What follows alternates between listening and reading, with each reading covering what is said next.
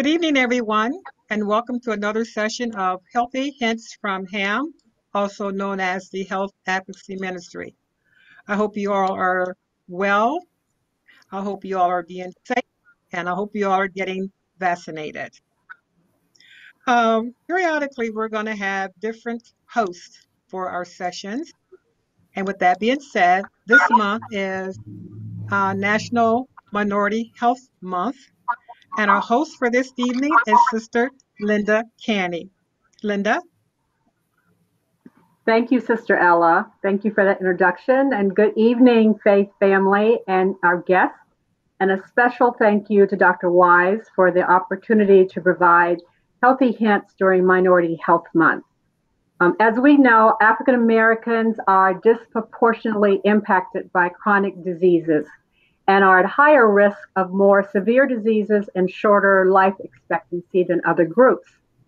So it's important to raise awareness about health disparities and encourage action through education and early detection to reduce complications from these diseases. Which brings us to the purpose of this Health Advocacy Ministries program this evening. We are so excited to introduce you to three amazing Black women who are doing some phenomenal work in our community. Again, Sister Ella will be watching for your questions, so we'll take those as time permits. So first, I'd like to introduce Cailah Brock, better known as Coach Cailah. And I'm proud to include her as a member of the National Coalition of 100 Black Women organization, which I serve as president. So Coach Cailah has been active in the 15 years of experience in fitness, nutrition, and weight loss industry. Coach Cailah has helped her clients lose thousands of pounds and eliminate the need for dozens of medications. As a certified strength and conditioning specialist, health coach, and personal trainer, and having both a bachelor's and a master's degree in coaching education, exercise, physiology, and fitness management, she is a powerful ally to have in your health corner. So she says she has an unconventional style that hopefully she'll share with us in a little bit, as she applies her nutrition, exercise physiology, weightlifting, and various individualized tactics, allowing her to create the most amazing workout plan possible for you. So she's also a competitive powerlifter and a high school basketball coach. So she's very, very busy. So welcome, Coach Cailah. Thank you. It's nice to be here. Hello, everyone. Good. So you mentioned in your bio that you use unconventional styles to coaching. Can you share with us what that means? Well, it really depends on the person, so every person has their own individual needs when it comes to their bodies, right? So first of all, my motto is design your body. The name of the business is Design Your Body Academy, because this is where we take clients individually and work with them and teach them how to design the body that God intended for them to have. Because not every time do we live the way that God is expecting of us, especially in terms of our physical health. So based off of the client, we create specific nutrition coaching programs and exercise programs that they can do anywhere around the world. And that's how we work towards designing their bodies. Wonderful, wonderful. So given our community that we are talking to, our faith ministries community and our guests this evening, how can we make our food taste good without adding a whole lot of additives like salt and sugar, which we have a tendency to do in our community? So what would you suggest for that? The best thing to do is to spice up your life.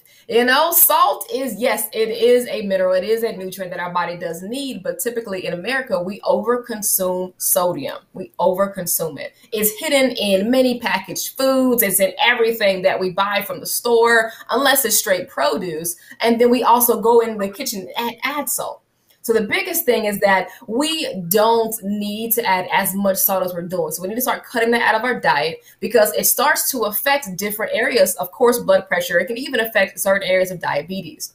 Now, the way that we can start to eliminate salt from our diet, or I should say reduce it, is to, again, spice up your life with herbs, with spices, with different things. So to start to eat more herbs from, I don't know, cilantro to cumin to whatever. It doesn't matter what it is because each herb has many different nutrients, different types of nutrients for your body. So try and use different styles of nutrition. Like, let's say you like Japanese food, right? So they will have a certain type of herb and certain types of spices that they will use. And if the next day you want to try, Ethiopian dish, they'll have different types of spices. And those combinations will really help to soothe your body in terms of getting the vitamins and nutrients that you need, especially also having nice and tasty dishes.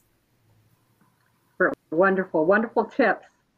So now that we have been dealing with this COVID-19 for the last year, and several of us have said we're experiencing the COVID-15 instead of the COVID-19 and maybe adding on a few extra pounds. So what kind of exercises would you suggest that we engage in? And some that are maybe low impact for those who may have some joint issues.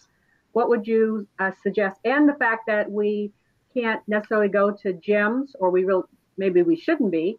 So some things that maybe we could do at home on our own. Well, as you see right now, Sister Linda, I am bouncing. I'm in one of my offices. Yes, I'm always bouncing. I'm in one of my offices and I am on my exercise ball bouncing. And believe it or not, I'm getting my steps in, right? So this is something simple that you can do on a daily basis to get your steps in, especially if you work from home, Now, if you're in the office, that's a different story. But if you're at home, get an exercise ball.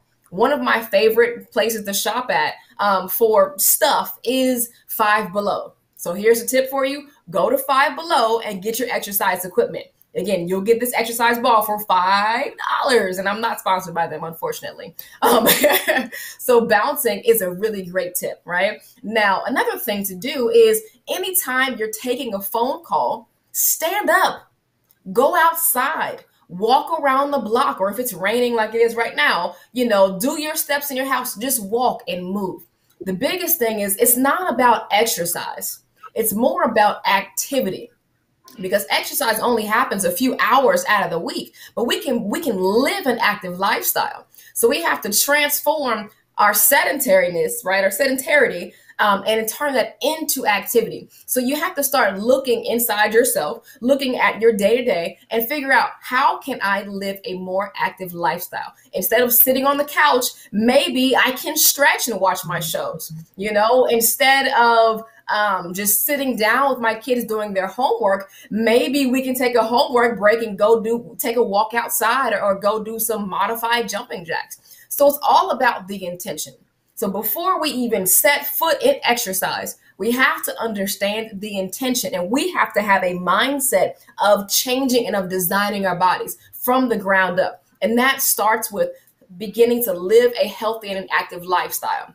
Now, of course, I write exercise plans for a living. I created my own fitness app where you can download. And if you're a member, you'll get delivered exercise plans from me based off of whether home or gym. But before we get there, again, you have to have the mindset to want to change, right? You have to have the mindset to want to improve. And that starts with you taking those small steps first. Be active, go outside, create a regimen, start off with at least 10 minutes of a walk a day.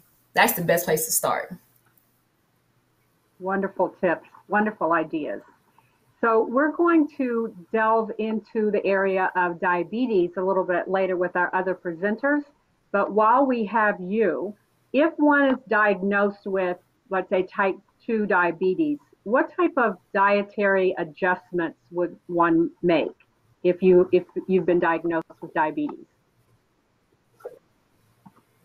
The best thing for everyone to do across the board is going to be to increase your veggies, right? Increase your low sugar veggies, your low sugar fruits, particularly, and reduce the starchy carbohydrates. So you want to eat as cleanly as possible. You can oversimplify it and say, stop eating white foods. Right? You could oversimplify it that way. But again, if we get into nutrition coaching, that's a whole different level. But the biggest thing is to eat more veggies, okay? Have a solid protein, whether it be an animal source or a plant-based protein, but have a solid protein just about every meal or every snack. But again, eat more veggies, reduce your starchy carbohydrates, and try and reduce your sugar. Look at sugar substitutes, instead of white sugar or even cane sugar or brown sugar, it's still sugar. Instead of that, maybe look at something a little bit healthier like honey, right? Yes, there's still glucose in honey itself, but it comes with so many more antioxidants, antifungals, antimicrobials. So they have so many more benefits to your body. So if you are newly diagnosed with type 2 diabetes, again, the first thing that you should do is my recommendation that you start to incorporate more plant-based foods into your daily lifestyle. The second thing is to be more active. You have to move. Type 1 diabetes is something different, but type 2, be more active. Again, take the small steps. Take your life into your hands. And diabetes is one of the things that my company and I specialize with. We're able to take the people's A1Cs down from 11.4 on down to 5.2. So it's possible if you take these simple steps into consideration. Again, my name is Coach Cailah. If you're interested, if you need help with diabetes, please contact me. I'm sure my information is going to be up here somewhere, but it's just designyourbodyacademy.com or shoot me an email. Wonderful. All right, thank you. So what's the one takeaway that you would want to make sure that our audience remembers? If they don't remember anything else other than you're bouncing and very active constantly, but what's one takeaway you would want them to remember?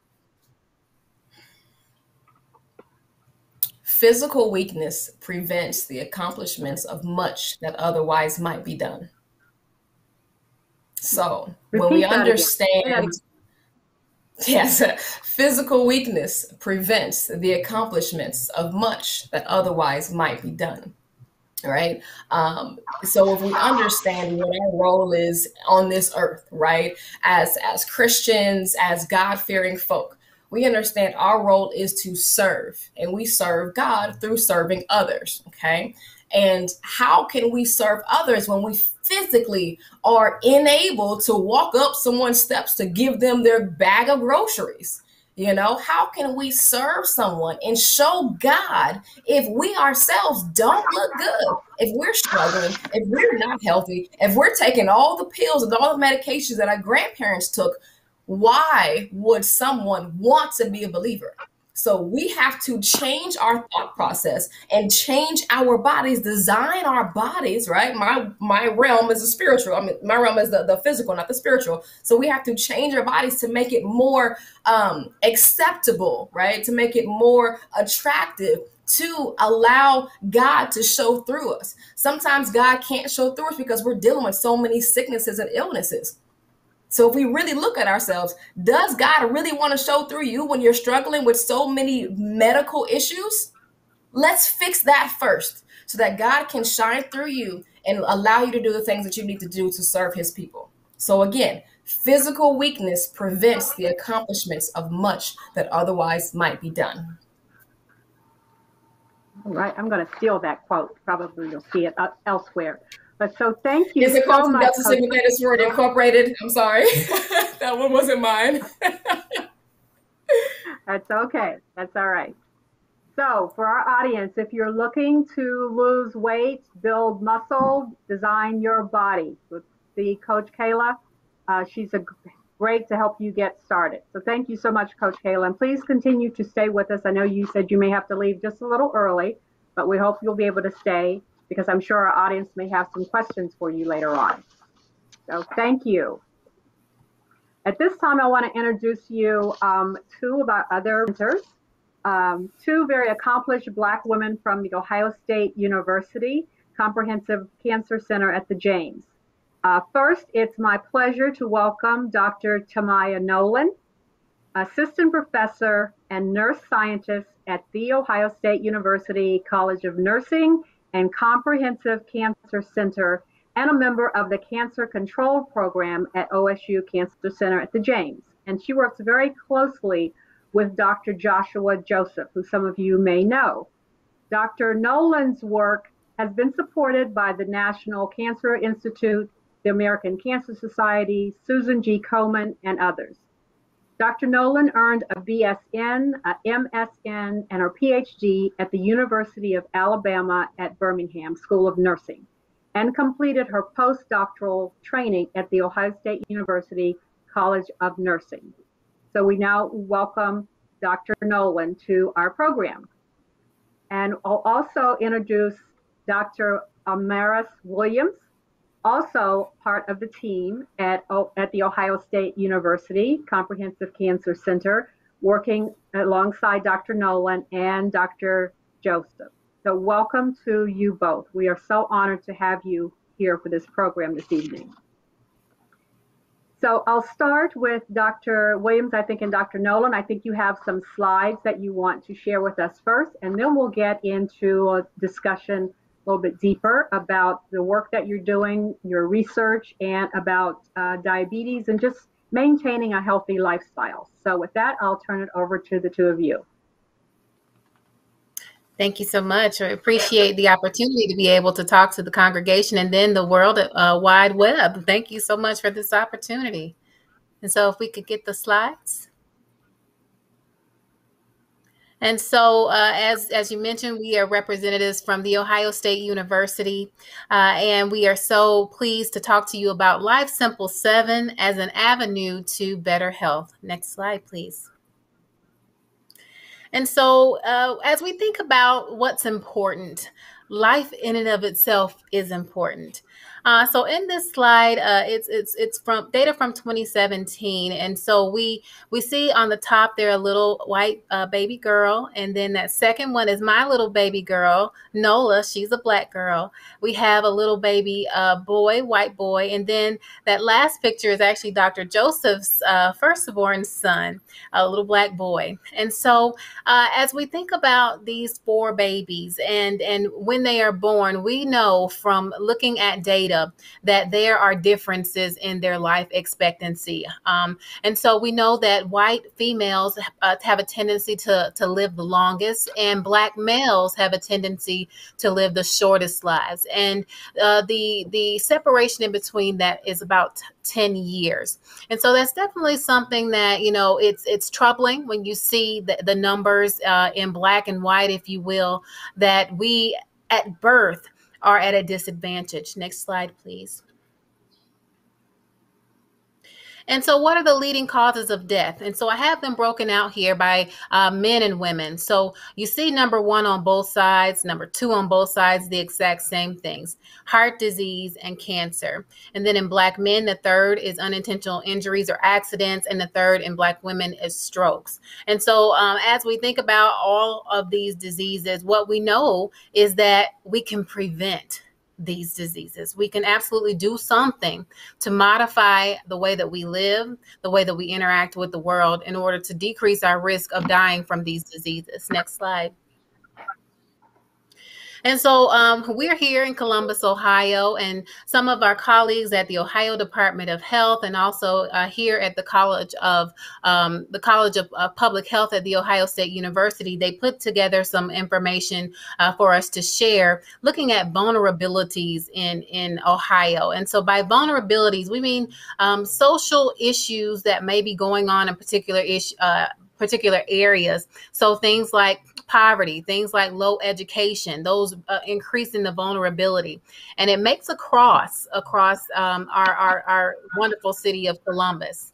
And in these high areas of vulnerability, highlighted in yellow, highlighted in red, it happens to be inhabited by predominantly Black people. And so we see that there are higher vulnerabilities in those areas. But if we made a map that showed also cancer, heart disease, diabetes, it would look exactly the same, because where there are differences and poor social determinants of health, we will have higher incidence of disease. Next slide. And so there are intersections of vulnerabilities. And so we know, that people whom have lower education might lend themselves to being in instances where they're not making a lot of income also. And so they might also be dealing with poverty. And then what if they have poor transportation and they're not able to make it to a health system? And then what about if they are feeling as if they have been treated differently or slighted in the medical setting, and maybe they don't want to interact at all? All of these vulnerabilities can kind of intersect and interweave and create systems and conditions that will predispose Black people to have poor health in comparison to non-Hispanic whites. Next slide, please. And so what the National Institutes of Minority Health and Health Disparities has shared with us is this graphic here is it shows domains of influence. And so we know that definitely we are born with predispositions for disease, right? Your grandma may have had diabetes, your grandma may have had high blood pressure. And so, all right, well, that runs in my family. Yeah, there is a component of that is biological by nature. But also, we know that your behaviors do matter. We know that where you live, eat, pray, sleep, those things matter. What are your cultural practices? They matter. And then also, how are you interacting with the health system? And also, we know that there are different levels of influence, right? So it's not just you. It's you. There's your family members, there's the community within which you live, and then there's the societal context or complex that you also engage in. So there are many different layers that really impact your health. But again, as I mentioned, what you do, how you behave, and as Coach Cailah mentioned, whether or not you're physically active and what your diet is like, it makes a difference, and it does matter. Next slide. And so what do heart disease, diabetes, and cancer prevention have in common? Well, when we look at these monikers from the American Heart Association, from the Centers for Disease Control, and then last but not least, the American Institute for Cancer Research, you see some similar things.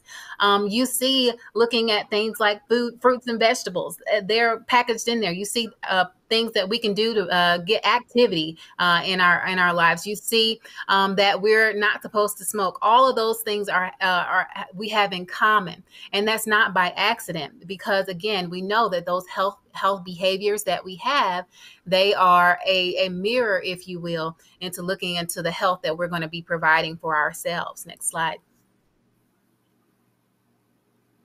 And so what we're here to talk about today is Life Simple 7. So American Heart Association, they have told us or have spearheaded this effort to look at smoking status, your cholesterol, your blood pressure, your body mass index, your physical activity, your diet that you are partaking in, and then also your glucose.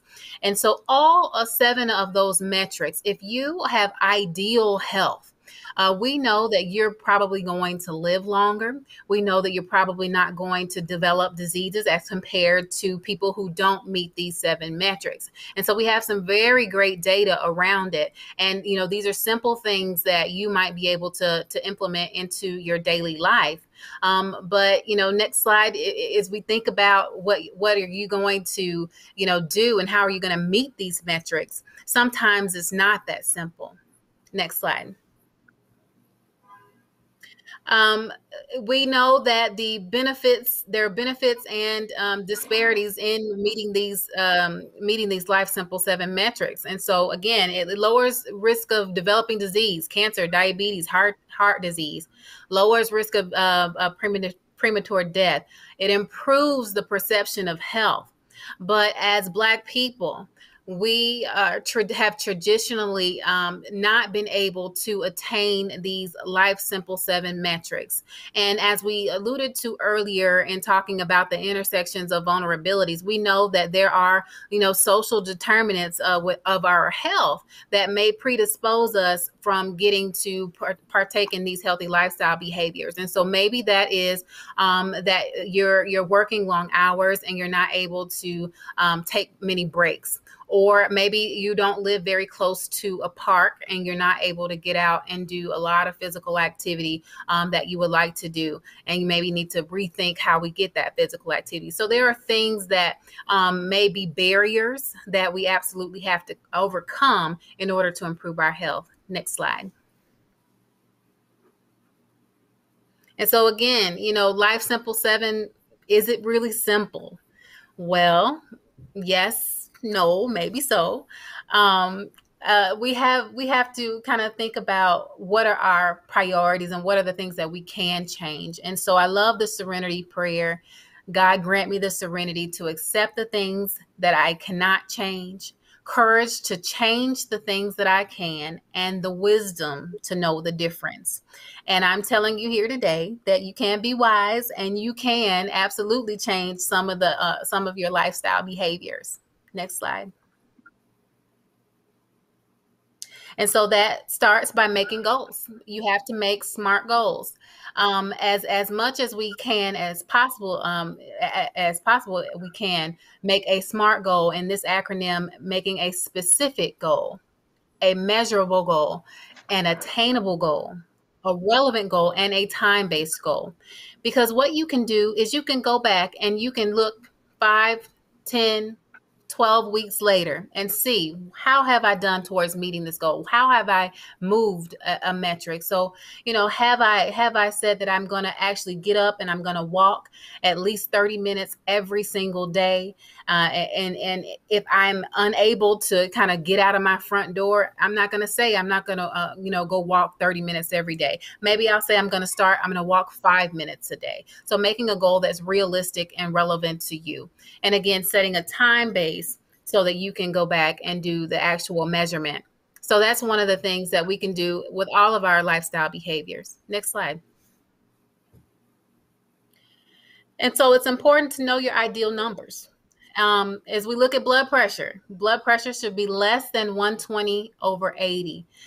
This number has changed in the last couple of years, but we're trying to get ahead of high blood pressure or hypertension. So the ideal number is less than 120/80. The ideal cholesterol is less than 200 milligrams per deciliter. The ideal glucose is less than 100 milligrams per deciliter, and that's after and that's when you haven't eaten anything. And then the ideal weight is a body mass index of less than 25. And so these are numbers, we need to know them, and you need to be able to kind of measure those along the way. So hopefully you're checking in with your primary care providers and you're getting these metrics done at least on an annual basis, if not more frequently. Next slide.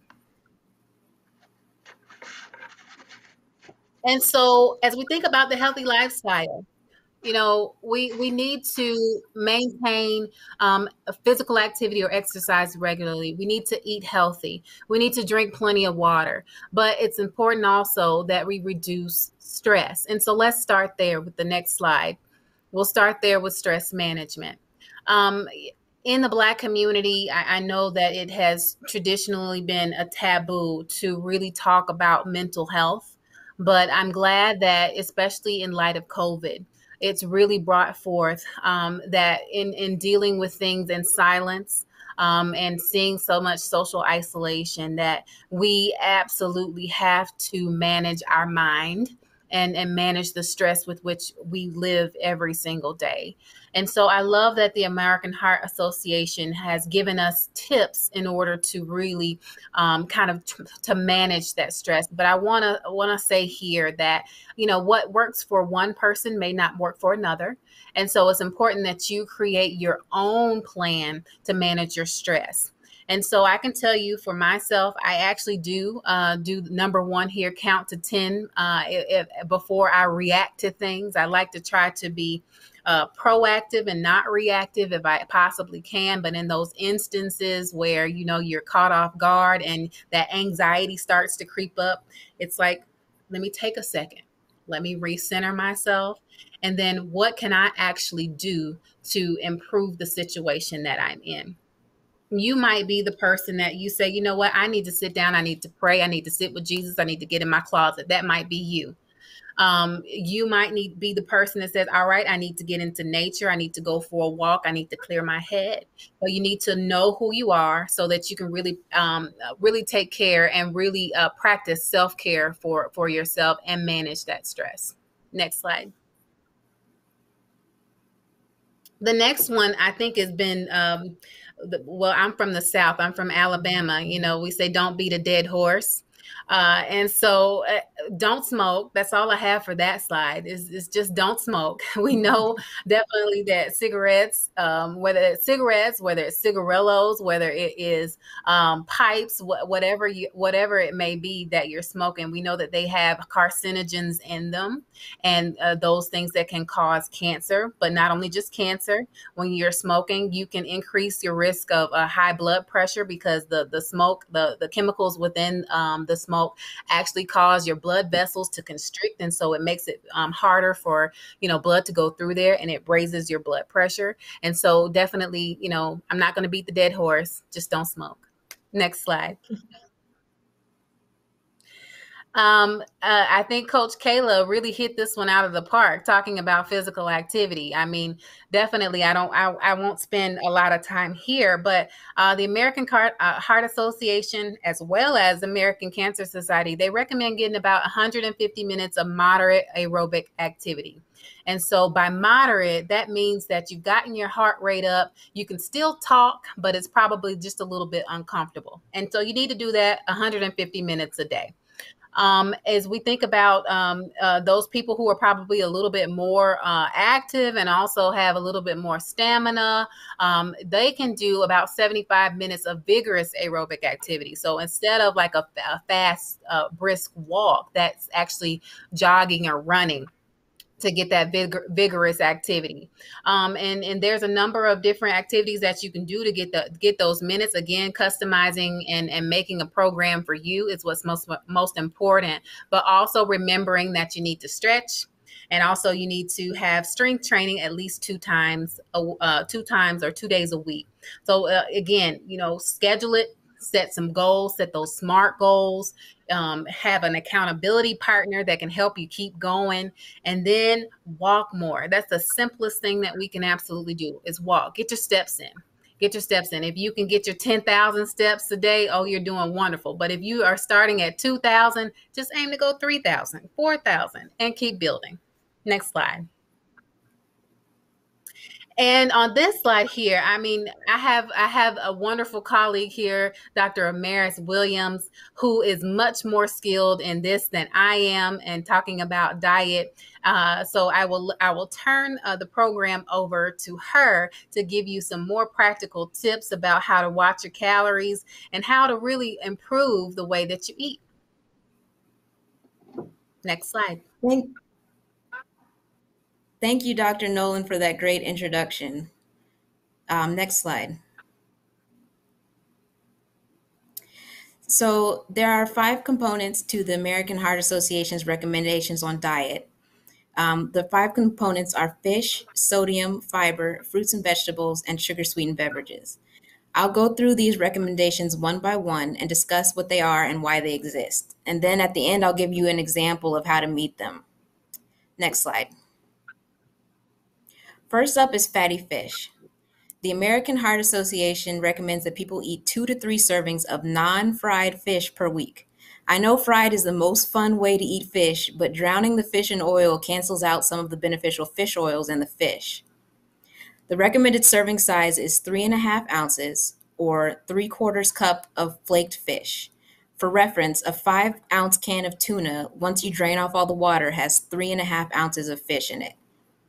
So what's considered a fatty fish? There are these are salmon, tuna, mackerel, sardines, anchovies, swordfish, and Chilean sea bass, to name just the most popular ones. And so why does the American Heart Association recommend that you eat fish? Well, consuming the recommended fish can decrease your chance of dying from a heart attack. The science behind this claim is that when scientists gave people who already had one heart attack fish oil supplements, they were less likely to die if they had another heart attack. So the fish oil prevented a fatal arrhythmia that follows heart attacks. Fish oil also increases high density lipoprotein, which is HDL, which your doctor will tell you is the good cholesterol. And it stops your arteries from getting plaque in them and from forming blood clots. And so these three properties work together to decrease the likelihood that you'll have a clogged artery. Next slide. Next on the list, as Coach Cailah mentioned, is sodium. You want to limit the amount of sodium that you get because high sodium consumption increases blood pressure in some people. We call these people salt-sensitive individuals. And unfortunately, African Americans are more likely to be salt-sensitive than the rest of the population. So, and high blood pressure, as you know, increases your risk of stroke, heart attack, and kidney disease, and stroke and heart attack being two of the leading causes of death in African Americans. So the recommendation is to eat less than 2,400 milligrams of sodium per day. And that's less than 1 teaspoon of salt for the whole day. And salt is highest in food made outside the home, as Coach Cailah told you. And whether you buy it in a restaurant or buy it in a package, it's going to have more salt in it than if you made it in your own kitchen. So the American Heart Association has a list of the saltiest foods that are commonly eaten by Americans, which they call the Salty Six. The list includes breads and rolls, cold cuts and processed meats. Processed meats include sausage, bologna, Spam, and hot dogs. Next is pizza, sandwiches, which often contain bread and processed meats, and then burritos, tacos, and soups. Next slide. Let's look at the nutrition label for a can of soup so you can see what I'm talking about here. This is the nutrition facts panel on a can of Campbell's chicken noodle soup. You can see in the box on the right that the soup has 890 milligrams of sodium in it. You may be thinking, well, that's only about a third of the total daily limit, so that's not so bad. But 890 milligrams of sodium is the amount of sodium per serving. So if you look at the box on the left, you can see that one can has 2.5 servings in it. So if you eat the whole can, which most people normally do, you're eating 2.5 times 890 milligrams of sodium. And that will put you very close to the daily limit of sodium in just one meal. And that's why soup is on American Heart Association's Salty Six list. Next slide. Next up is fiber. So fiber is an indigestible carbohydrate. You eat it and it goes through your digestive system and comes out the other end pretty much unchanged. This is a good thing because it helps your bowels move regularly and plays a role in how fiber lowers cholesterol. So every meal, your liver dumps bile into your intestines and to help you digest your food. Bile contains cholesterol, and so your liver is putting cholesterol into your intestines, but usually it's reabsorbed back into your body. The exception is when you have a lot of fiber in your diet, that cholesterol gets tangled up in the fiber and ends up coming out the other end into the toilet instead of being reabsorbed back into your body. And that's how fiber lowers cholesterol. So to get the most benefit from fiber, the recommended dosage is 25 grams per day. And fiber only comes from plants. It's highest in whole grains, and there's a moderate amount in other whole plant foods. So what do I mean by whole grains? Whole grains are grains that still have the hull on them. The hull is the outer covering of the grain that contains all the fiber. If you look at the picture on the right, there are a few spoonfuls of rice. The two on the outside are white rice. The two in the middle are brown rice. Brown rice is rice with the hull still on it. White rice, it has the hull removed. So brown rice has fiber, white rice does not. So if you're trying to increase your fiber, try to get more whole grains like brown rice and whole wheat, and whole grains like rolled oats and oatmeal, and that will increase your fiber consumption. Next slide. So let's look at the nutrition facts panel to see where fiber is on the label. Because fiber is a type of carbohydrate, is listed under the total carbohydrates on the label. So if you're looking at these labels, you may be thinking that whole wheat Ritz doesn't have much fiber in them. But again, notice the serving size. The serving size is 5 crackers, which no one ever eats just 5 crackers. But be careful though, if you look just above the orange boxes, you'll see that those 5 crackers have 120 milligrams of sodium. So if you increase your consumption of crackers to get more fiber, you may end up going over your sodium limit for the day. And this is an example of why breads are on American Heart Association's Salty 6 list. Next slide. Fruits and vegetables are 4th on the list of the American Heart Association recommendations. And as Coach Cailah was saying, you should increase your fruit and vegetable consumption to 2 cups of fruit per day or 2.5 cups of vegetables per day. And fresh, canned, frozen, dried, or juice fruits and vegetables count towards this goal. But be careful if you are eating canned fruits and vegetables, because canned fruits often have added sugar, which we'll talk about later, and canned vegetables often have added salt. All fruits and vegetables have fiber, but you have to eat them whole to get most of the fiber out of them.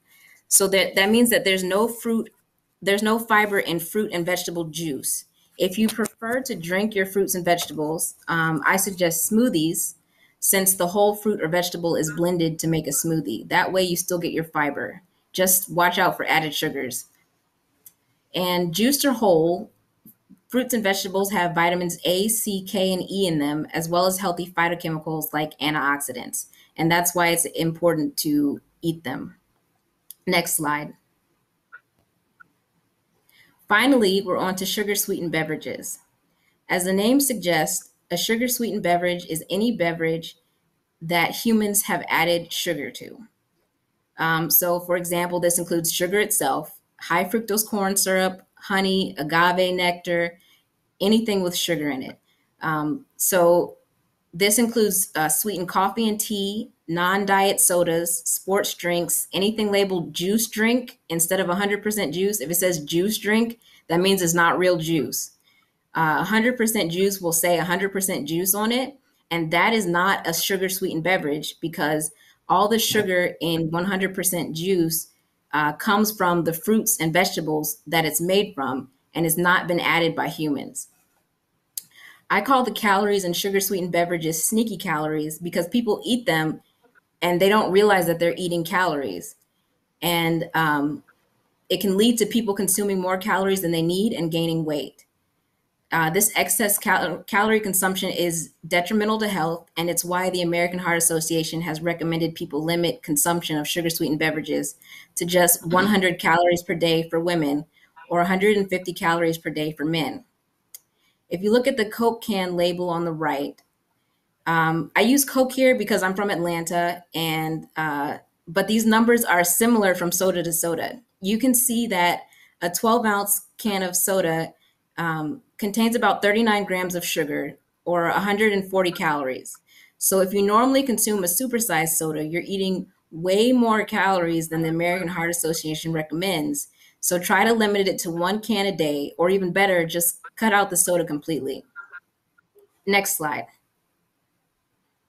So in summary, to eat heart healthy, you should eat 2 to 3 servings of fish per week, limit sodium to 2,400 milligrams per day, eat 25 grams of fiber per day, eat 4.5 cups of fruits and vegetables per day, and limit sugar-sweetened beverages to less than 150 calories per day. So what does this eating pattern look like? Next slide. I've created a sample meal and provided recipes, which will be available to you after this presentation, from two of my most recently purchased cookbooks. The sesame and maple glazed salmon came from Diala's Kitchen by Diala Canelo, a Dominican woman who has lived all over the globe. So if you're looking for some flavorful seafood recipes, I recommend this pescatarian cookbook. The other two recipes came from Afro Vegan by Bryant Terry. Both are inspired by Moroccan cuisine and they go well together. One is a wheat berry salad. The whole wheat berries provide a lot of fiber. And the other is a glazed carrot salad, which gives you a serving of vegetables. All three recipes call for maple syrup, which adds a bit of unity to the plate and the flavor profile. Thank you so much for inviting me to speak, and I hope you enjoy these recipes. Next slide.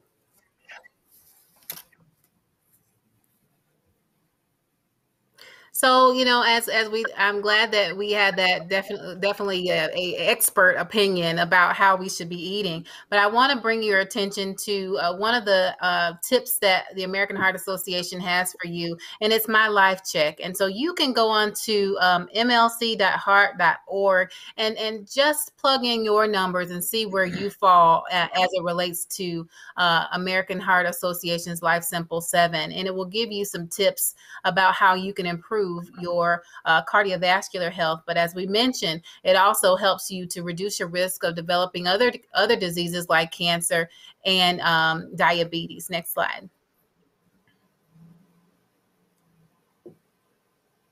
And so I want to bring your attention to an event that we are having at the Friendship Missionary Baptist Church. And of course, it's in collaboration with about 20 other churches, including your own. And so we're going to have a day of education, of fun, and also a day to catch up with any screenings that you may have missed.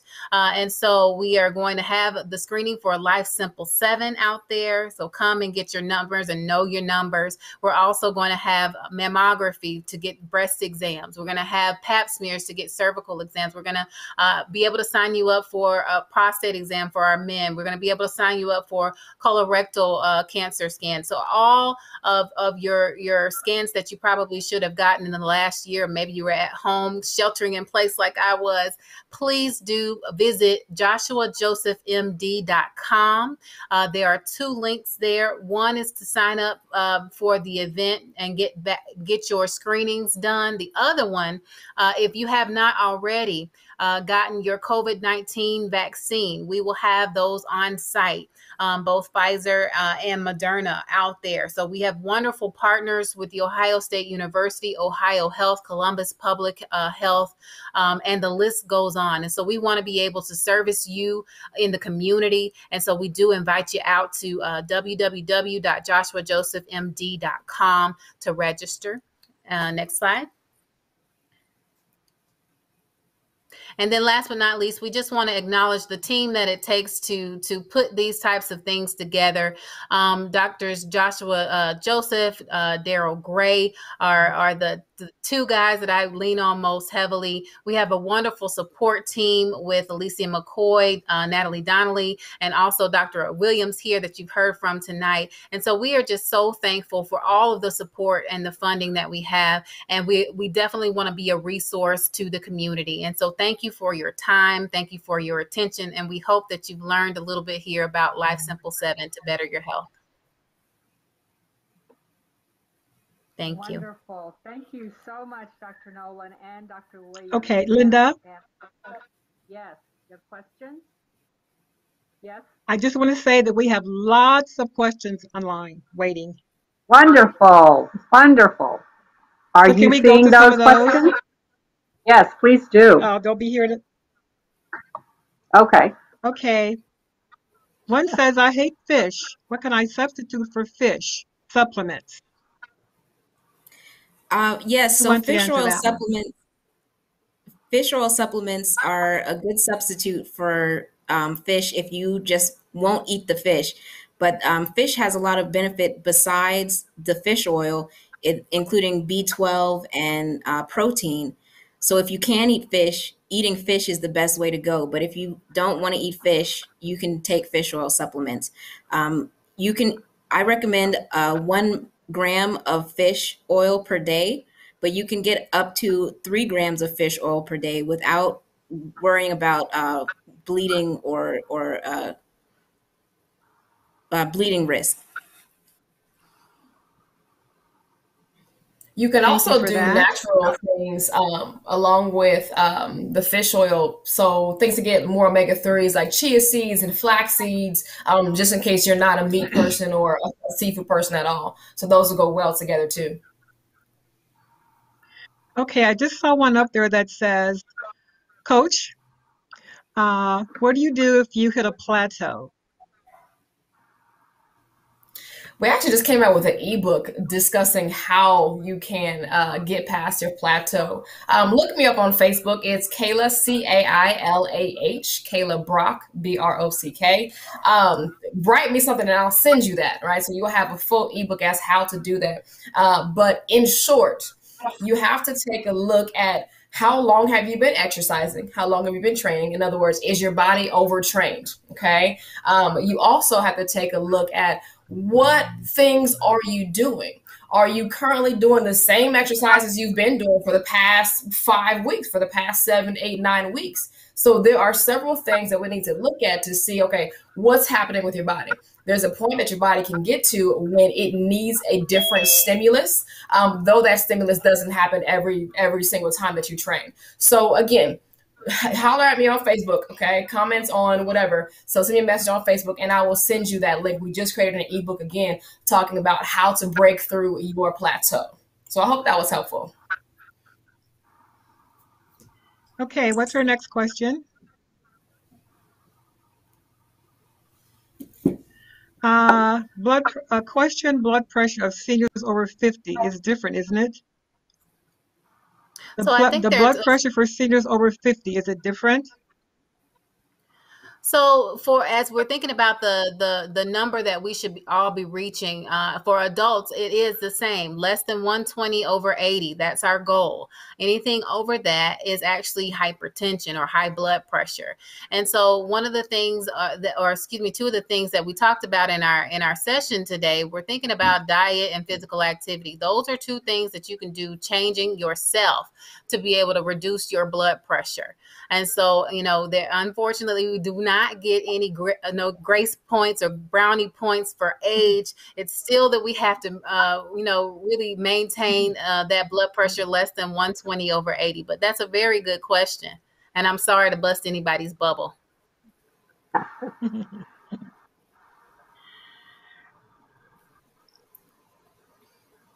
Is being vegan also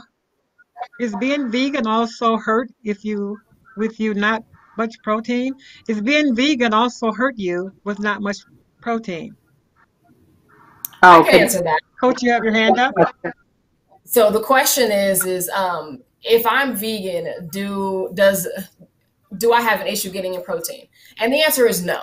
Okay. So first of all, every single diet has its pros and its cons, its flaws and all. So it's all about how do you approach the diet itself. So just because you don't eat animal protein does not mean that you can't get enough protein. It's about protein complementation. So if you've ever been to any Jamaican restaurant or had any Jamaican food, I'm sure you've had a rice and peas. Okay, so rice has, let's just say for simplicity's sake, rice has amino acids A through F. Okay, now, the beans are going to have the amino acids G through Z.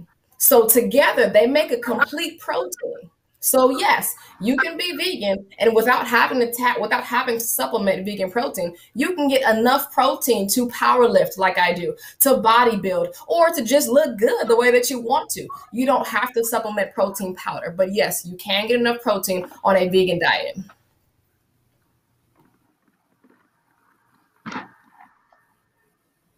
Thank you. Okay, next one.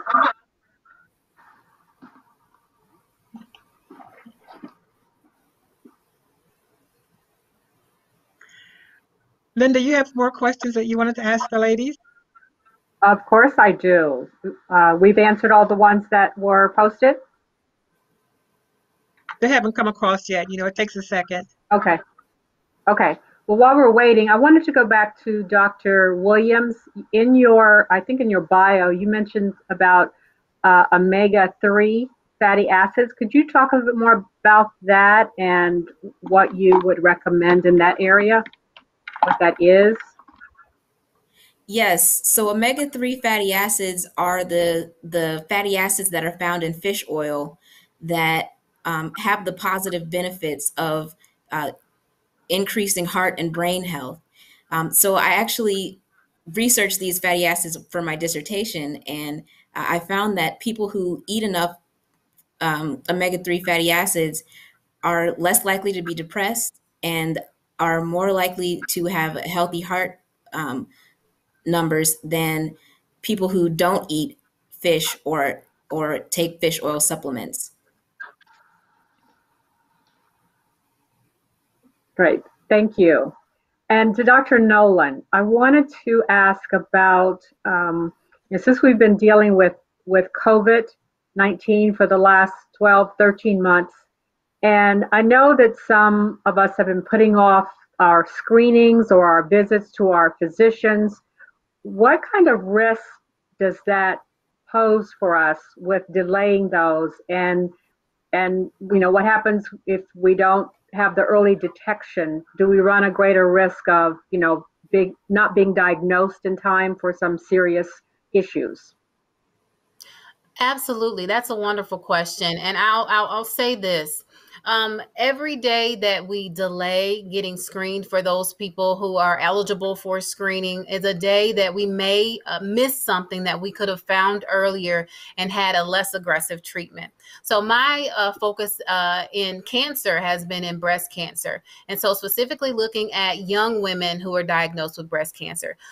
People may not know that young Black women are more likely to be diagnosed with breast cancer than a young white woman.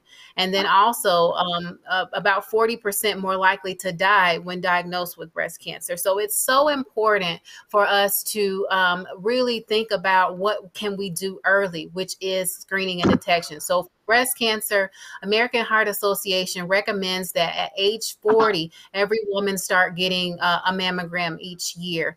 And so for Black women, that might even be earlier, might be age 35 when you start thinking about should I get a mammogram? Should I be asking for extra level of assessment? And let's not forget that you should be checking yourself at home and noticing any lumps, bumps, dimples, indentations, any changes of your breast so that you could report that to your primary care provider or to an OBGYN that you might be seeing.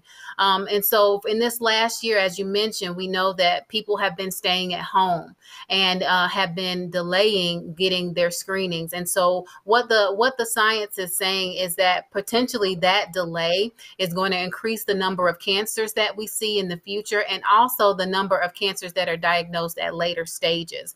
And so our opportunity on May 1st for you all is to, again, get caught up. So use it as a day to come out, to see a healthcare provider, to get those screenings and to understand what is going on in your bodies. But don't just wait till May 1st. Know yourself already. Know yourself every single day. Check yourself at least once a month, ladies, for those mammograms, and just really follow the inclination. Take that time to look at yourself and say, hey, am I checking in? What's going on with me? How do I feel? Is anything different? And listen to that small voice. Let your healthcare provider know. Thank you. Wonderful. Thank you. Are there any other questions? Here's one. What kind of activity can you do if you have osteoporosis in your knees and walking hurts, even though I try? She has osteoarthritis in her knees. Call me. That's what you can do. Some programs have to be specialized. Not everything can be just a general, hey, do this, because your body is different than the next person's body that suffers from the same issues. So call me. Okay. Again, if you go on Facebook, my name is Coach Cailah. Type in Cailah. and just comment on something, send me a message or even send me an email. It's coachcailah@gmail.com. And that way I can work with you specifically, because again, me giving you a general answer, it may hurt you.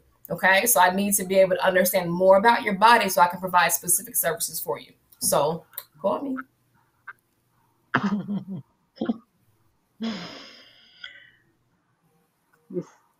Okay, I don't see another one there. So Linda, okay. you want to go on? Of course I have. Yes, absolutely. I did want to ask, we were talking about maintaining a healthy lifestyle, watching what we're eating. How do we address those, maybe those things that we have as hereditary because we're African Americans, that maybe we have a predisposition to have certain diseases or conditions? How do we allow for that in our lifestyle and our daily, in our dietary issues?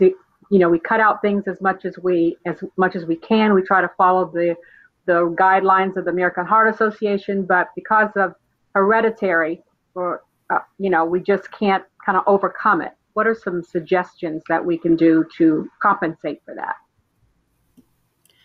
I'll take that question. So I think that's an excellent question too. So if you're active already, if you already have a healthy diet, what else can you do?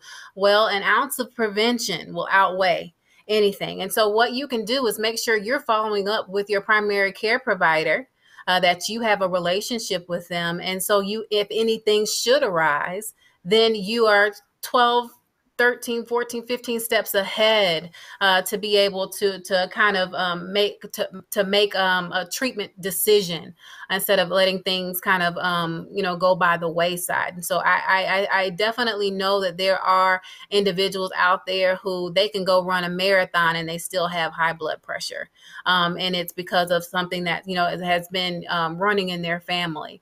And I will also say this, as we think about why Black people are predisposed or have higher incidence of disease. We have to think about what are, I'll say the word, the social determinants of our health. What are the conditions that have put us in a risk stage that's higher than people who are not of color? And so there are things that we can't change. Maybe you can't change where you live. Maybe you can't change who you're born to.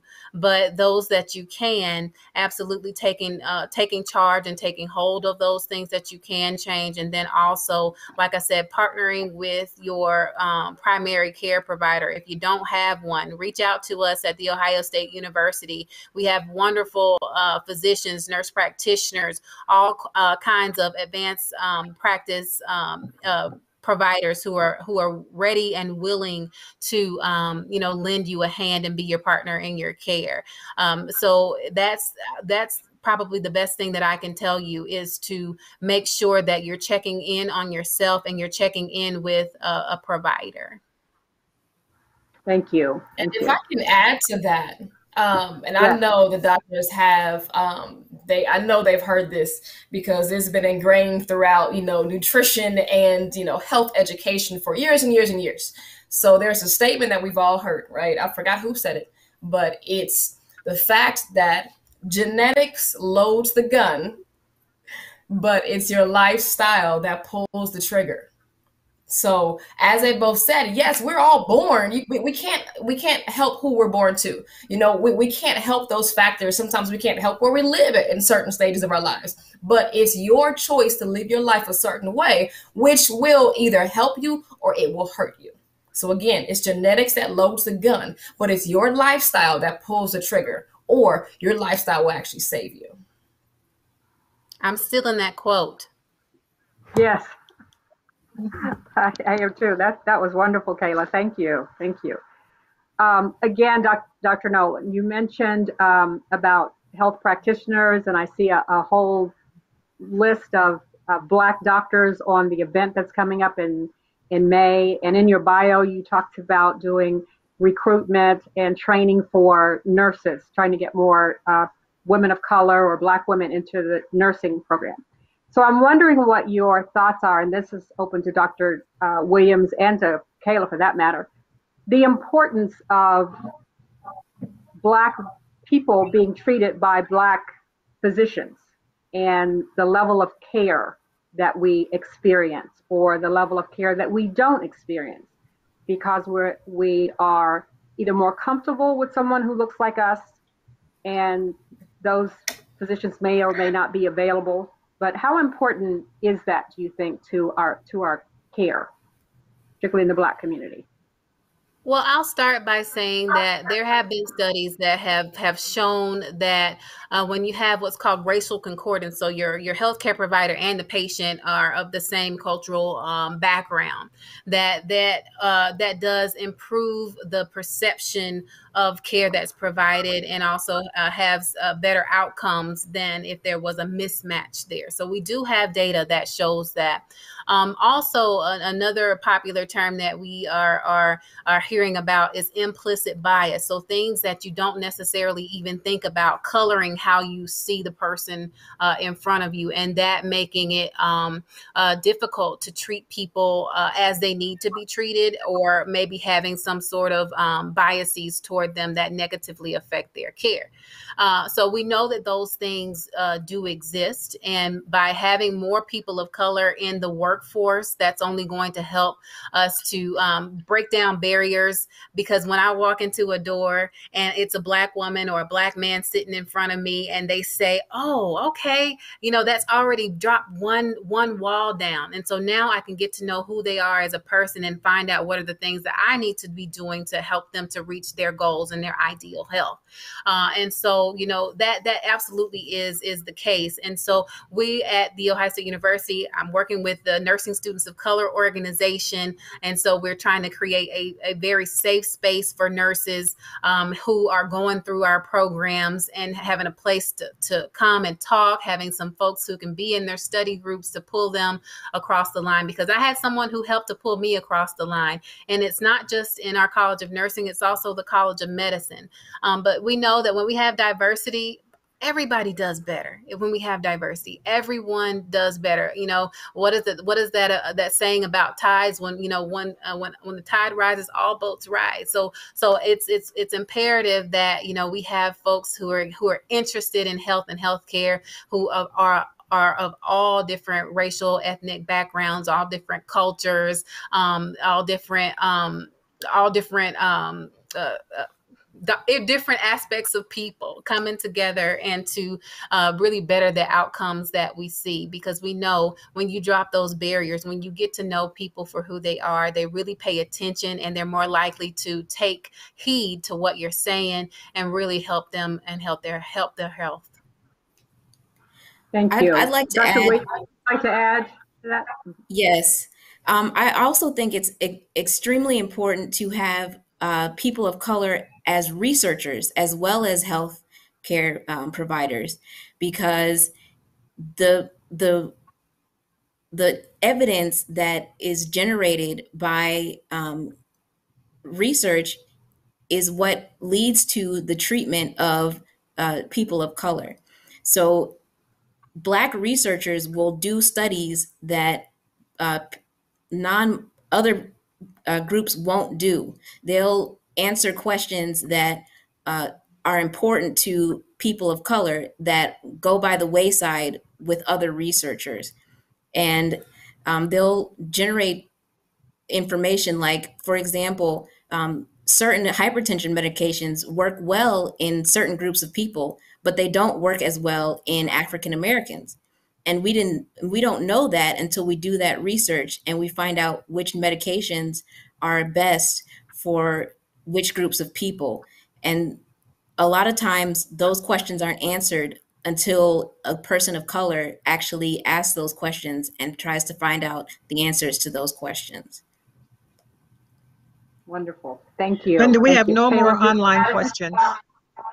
Okay. All right. Thank you. Cailah, did you want to have anything you want to add to that conversation? They said it, and again, speaking from the doctors in the room, they said it all. They did an amazing job with it. And the other thing is that when we as consumers are going to seek out health, we're we're African American. We understand the stigma. We understand the history behind doctors and research and conspiracy. We understand that. We've heard stories from our grandmas and grandpas if they've even lived them themselves. So when we see a face that looks like ours, like they said, like there's an immediate, okay, this is a safe space. You know, I still need to check you out, but I'm already kind of aware that you might have my best interest. So yes, it is. There's a huge need. Doctors, nurses, researchers. Yes, it just makes it so much easier to not only identify, but to relax and really hear the information versus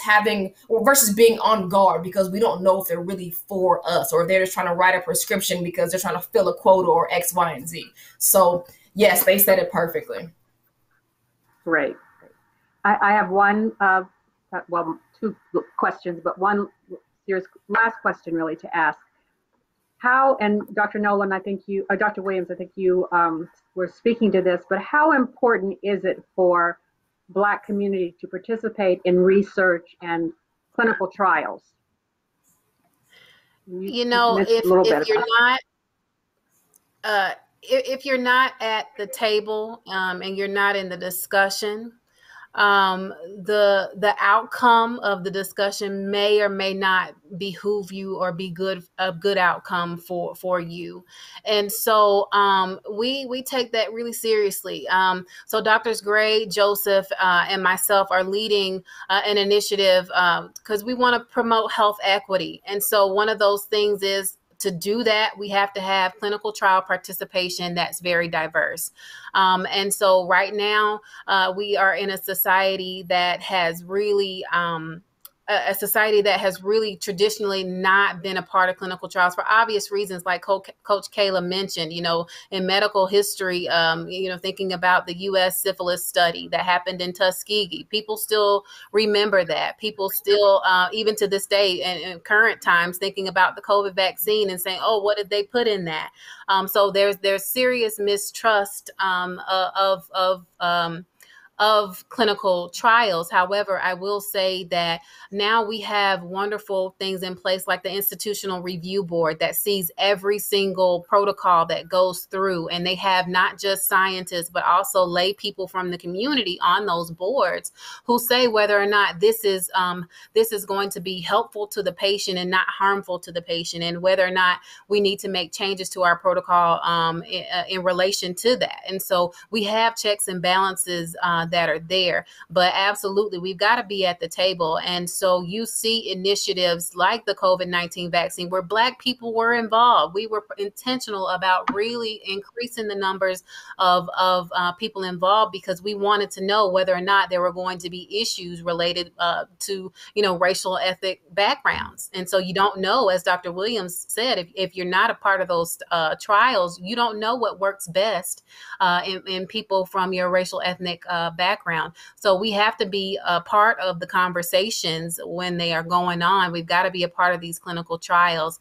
And so again, at The Ohio State University, we have a webinar coming up on April the 30th that you guys most definitely, we invite not only the academy, but the community and the government together so that we can try to come up with some great solutions, some action steps to help to improve clinical trial participation. Wonderful. Okay, thank you. Anything you want to add, Dr. Williams? Dr. Nolan did a great job of answering that question. You can't take benefit from research if you don't participate in it.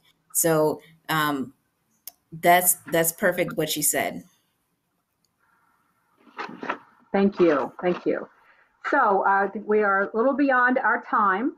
But I'm going to ask each of you very, very briefly, what is one takeaway that you would want our audience to remember following this presentation? If there's just one thing, and Coach Cailah, I asked you that earlier, but I'm going to come back to you again, having now heard the full presentation. So I'm going to start with Dr. Williams. And what's one takeaway you'd like for our audience to remember? If you can remember one thing, it's that a healthy diet can help prevent